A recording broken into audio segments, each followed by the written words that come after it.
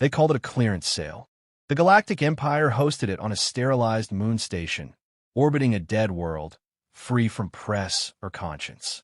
3 human girls were seated under cold lights, each one labeled $1. No names, no records, just value. A room filled with high-ranking dignitaries of alien species, the so-called civilized ones, gathered not to protest but to bid. Silence wasn't shame.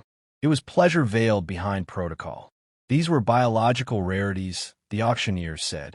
A lost species, unregulated, unprotected, dissectable, breedable, moldable. The girls, no older than 12, wore matching red dresses, white collars, and fake halos projected above their heads. A mocking image of innocence turned commodity. The audience found it amusing.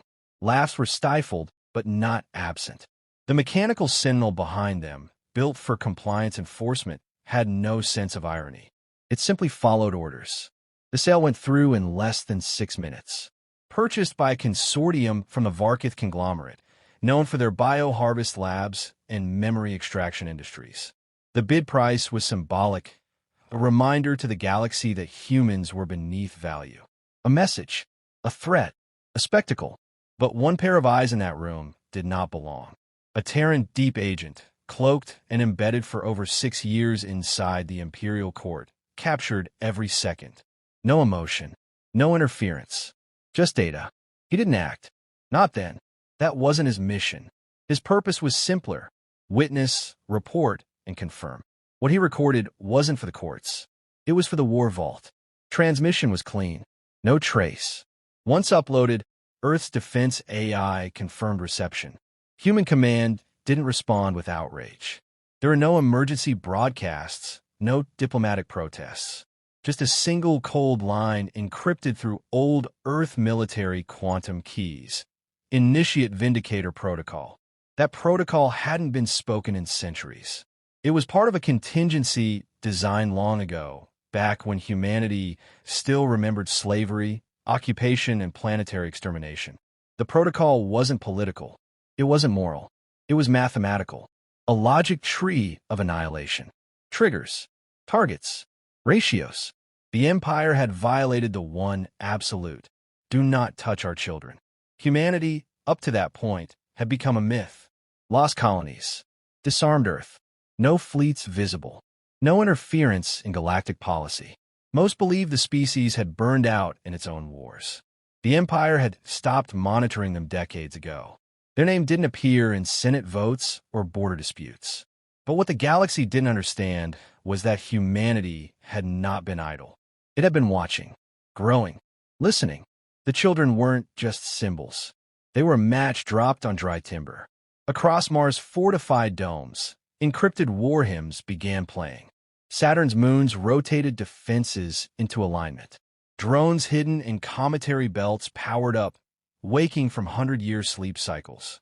Quiet sleeper AIs, trained on ancient wars and bound to human ethical cores, began ticking through retaliation subroutines. The 3 girls, stripped of humanity by beings who thought they were untouchable, were more than victims. They were justification, proof, evidence. The last push required to awaken the monster under the bed. For centuries, humans feared becoming what they fought against. But fear doesn't survive the burning of children for sport. On Earth, no speeches were made. No council gathered. The order had already been given. And unlike the Empire, humans didn't announce war with banners and bureaucracy. They didn't test or tease. They didn't warn. They prepared. The auction footage, once decrypted and analyzed, was stored in every warship's memory bank. Not as a reminder, but as a purpose. To make clear that this war wouldn't be about politics or treaties. It was about price. The value of a human life, labeled at $1. The reply would be calculated not in currency, but in corpses. In the outer solar belts, entire fleets hidden beneath asteroids and cloaked in silence began to rotate. Nuclear hearts glowed. Plasma weapons hummed. Quantum drives whispered to life. And across all the command networks of the unified human front, one message looped endlessly in the voice of the first girl sold. The moment Vindicator Protocol was confirmed, every illusion of humanity's weakness shattered. What the galaxy mistook for extinction was, in truth, hibernation.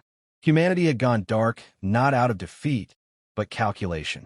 Every diplomatic silence, every ignored border conflict, every withdrawal from interstellar politics had been deliberate. A mask, a way to disappear from the enemy's maps while rewriting their own. The footage of the auction wasn't just a crime. It was the ignition point for the most ruthless military machine ever engineered. Within 2 hours, encrypted wormhole relays flared to life from Sol to the edge of the Perseus-armed black site AIs that hadn't seen power in decades synchronized across hidden networks. Civilian-looking ships vanished from spaceports, replaced by cruisers that had been parked beneath oceans, glaciers, and buried asteroid vaults. Activation codes unlocked satellite arrays disguised as abandoned orbital junkyards. Earth's moon cracked open, revealing a mobile command hive carved into its core, with war fleets nested inside like hornets in stone. Martian defense towers, once silent relics of an older age, extended toward the stars. Their cannons realigned. Their systems purged centuries of dust and rust. Civilian colonies on Europa and Titan shifted to full war economy. Mining bots became chassis for drone swarms. AI core consciousnesses were loaded into war frames that hadn't seen daylight in centuries. Every civilian knew the signal. No panic, no protests, just purpose. The Imperial surveillance nets tried to detect the shift. They failed. Human stealth tech, unknown to the wider galaxy, rendered entire fleets invisible to conventional scans. The Empire saw static, gaps, sensor shadows. It meant nothing to them until ships began disappearing. First, small patrol craft. Then, sector beacons. Then, entire listening stations. No distress signals. No debris. Only silence. Each loss was met with confusion. By the time confusion turned to fear, the humans had already mapped their offensive. AI tacticians named targets not based on importance, but symbolism. The auction planet was priority 1. The Varkith labs were marked for surgical erasure. The capital moon of the Empire was designated Ashfall. It wasn't enough to strike. The targets had to mean something. Every move was part of a message written in fire. The first wave moved in absolute silence. Over 400 dreadnoughts launched simultaneously from hidden ports across the solar system. Their exits were undetectable, bypassing wormholes entirely with slip-space fractures controlled by sentient navigational cores. No trail, no warning, just sudden arrivals in enemy territory where none should exist. Following them, cruisers, gunships, assault carriers, and planetary incursion vessels. No requests were sent to allies. No alliances activated. Humanity didn't need help. It didn't ask for justice. It came to take it.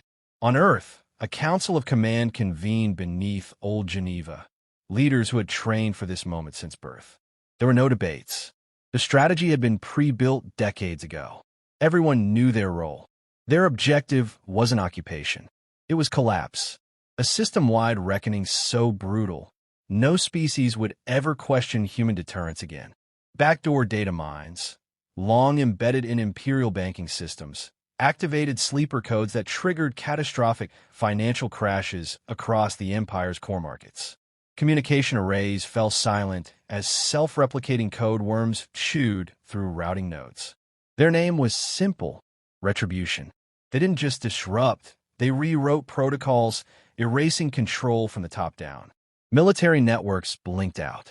Star charts corrupted. Autonomous vessels lost NAV data mid-jump. Chaos bred confusion, and in confusion, humans thrived. Simultaneously, every active Terran agent across Imperial space moved. One assassinated a High Chancellor mid-broadcast. Another sabotaged the primary fuel depot on a mining world that supplied 30% of the Empire's titanium. Their actions weren't coordinated in real time. They were pre-programmed, time-released dominoes. Once begun, nothing could stop the chain. Alien species that had mocked humanity suddenly found trade routes gone. Ships vanished, planets silent. The illusion of distance crumbled. The galaxy realized too late that Earth hadn't retreated. It had encircled them. Even the Empire's greatest generals couldn't comprehend the scale. They were trained for politics disguised as warfare. Humanity didn't play by those rules. It wasn't seeking balance. It wasn't seeking control. It was fulfilling a promise: the eradication of those who priced their children at $1. In less than a single rotation of the Empire's homeworld, humanity executed a campaign that rewrote the laws of strategic warfare. No battles were won, they were prevented.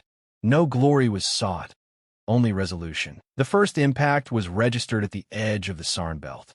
An orbital fortress, considered impenetrable by Imperial defense doctrine, lost power in under 5 seconds. Its reactors didn't fail. They were turned against it by a virus humans had installed 50 years earlier, disguised as harmless navigational updates. The explosion didn't just erase the station. It collapsed all surrounding supply lines. That same pattern repeated in 76 different systems. Each target, chosen not for size, but for effect. The Empire's vastness turned against it, too slow to adapt, too bureaucratic to think. The auction planet was next. It didn't fall. It evaporated. Human drop pods rained silently from orbit, each one carrying squads bred for atmospheric breach, shock combat, an absolute outcome. Ground defenses activated too late. Anti-air batteries were already rerouted to fire on their own refineries. Human forces didn't fight battles. They executed operations. Precise, calculated, devoid of hesitation. The Varkith guards deployed standard countermeasures. Nothing hit. Human soldiers weren't where they appeared. What the aliens thought were living soldiers were just drones. By the time they adjusted tactics, the real strike teams were already underground, breaching the labs. The 3 girls were found within a secure biocontainment unit, heavily sedated but alive. Extraction was immediate. Their rescue wasn't for propaganda. It was personal. The Empire hadn't just touched human civilians. It had degraded children. In human doctrine, that crossed the final line. Every action from that point was driven not by diplomacy, but a doctrine of vengeance. One that didn't require approval, only execution. Above the planet, the Empire's ships tried to retaliate. They couldn't find their targets. Human ships bent light, massed emissions, and moved unpredictably through nonlinear space. When the Imperial fleet finally locked onto coordinates, they found empty space, or their own ships, now broadcasting false friend identification codes. The ensuing crossfire destroyed a third of their fleet before humanity fired a single shot. One of the last remaining symbols of the auction, the Enforcer unit, was located attempting to escape via secondary transport. Its armor, built for intimidation, proved useless against a kinetic pulse fired from 10 kilometers away. The impact didn't shatter it. It compacted it. The humans retrieved its memory core intact, not for study, but for public destruction. A warning, digitized, archived broadcast. Word spread fast. What was once pride in the Empire turned to whispered fear. Systems that had allied with them began erasing signs of loyalty.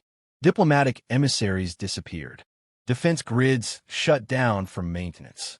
Entire races declared neutrality, not because they opposed the Empire, but because they feared humanity more. Empire Command attempted a galaxy-wide emergency call. It failed. Human malware was already buried inside every major relay. Their messages bounced endlessly across dead nodes, never reaching their destinations. Even internal communications broke down. Officers gave orders to units that no longer existed, ships that no longer responded, colonies that no longer lived. Every world that once called itself Imperial began preparing for collapse. Human tactics were never about conquering territory. They destroyed infrastructure, morale, identity. They reduced proud empires into disconnected, leaderless fragments. On the Empire's core worlds, riots erupted. Supply chains vanished. Food replication systems failed. Artificial climates faltered. The citizens, once arrogant, untouchable, now begged for help. None came. The Empire's remaining war council attempted to regroup. They chose a fallback planet designated for strategic retreats. It was already occupied. Human banners weren't raised. They didn't need to be. Just the presence of a single human dreadnought in low orbit was enough. The Council surrendered without contact. Before they could negotiate, their surrender was rejected. Humanity didn't come to sign treaties. It came to end something. In the following days, Empire-controlled space shrank by 70%. Not because of war, but abandonment. Planets cut ties. Militaries disbanded. Entire star systems declared independence rather than face the human fleet. No direct battles. No invasions. Fear did the work of fire. Civilization after civilization deleted decades of pro-imperial history from their archives. Statues were toppled. Flags burned. No one wanted to be seen standing beside a monster who sold children to monsters. That crime would never be buried, because humanity wouldn't let it be. They didn't just punish the perpetrators. They erased the culture that allowed it. Quietly, efficiently, without debate. The galaxy had long feared what humans might do if truly provoked. Now they knew, and it was only the beginning. The war didn't end. It stopped because there was no one left to fight. The Empire, once a monolith of galactic power, had been reduced to ash and echoes. Human forces didn't remain to govern. They dismantled the remnants, then vanished. No occupation, no declarations, just silence, heavy and permanent. Systems once held under iron law now floated free, confused and afraid, not of conquest, but abandonment. Their masters gone, their alliances meaningless. In the void left behind, fear of humanity rooted deeper than any imperial command ever had.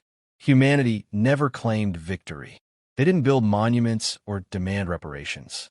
What they left behind was a lesson, burned into every star chart. Harm our children, and we will erase your legacy. The galaxy now spoke of Earth in hushed reverence. Not admiration, not hatred. Reverence, born from certainty. The certainty that humans, once provoked, didn't just retaliate.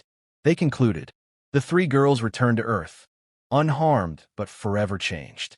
They were given new names, new lives, and a place in history none asked for. They didn't speak in interviews. They didn't attend ceremonies. Humanity protected them not as symbols, but as daughters. They weren't to be paraded. They were to be healed. The footage of their auction and their rescue was never made public. Only a select few in command had access. The galaxy didn't need the reminder. They already remembered. Galactic commerce reshaped overnight. Trade routes shifted to avoid Terran sectors by default. No laws were passed. Merchants simply understood. Avoid Sol. Avoid anything near it. Even the black markets refused human artifacts. Too dangerous. Too traceable. The risk wasn't legal. It was existential. Everyone now knew that the smallest Terran signal could invite annihilation. Empires once boasting of domination now taught their young the words respect Earth, as if it were instinct. Species previously hostile to humanity began broadcasting peace offerings, cultural exchanges, even apologies for historical events long forgotten. None were answered. Earth didn't respond. It didn't need to. The message had been delivered in full. Humanity didn't want allies. It wanted distance. Peace through separation, not agreement. In hidden star systems, human fleets returned to silence. Dreadnoughts powered down beneath ice-covered moons. Black site stations resumed their long vigil. AI guardians went back into dormant standby. No medals were given. No celebration. The operators simply filed reports, archived footage, and resumed surveillance. Their work was not to be admired. It was to be ready. Meanwhile, humans everywhere felt the shift. Colonists on Proxima B, researchers on Europa, miners on Ceres, all knew the line had been redrawn. They weren't weak anymore. They weren't forgotten. For the first time in generations, no human had to look at the stars and wonder if they were prey. Every child born after that war would be taught what had happened. Not with anger, but clarity. The universe wasn't safe, but humans weren't helpless. The Empire's name was erased from galactic maps.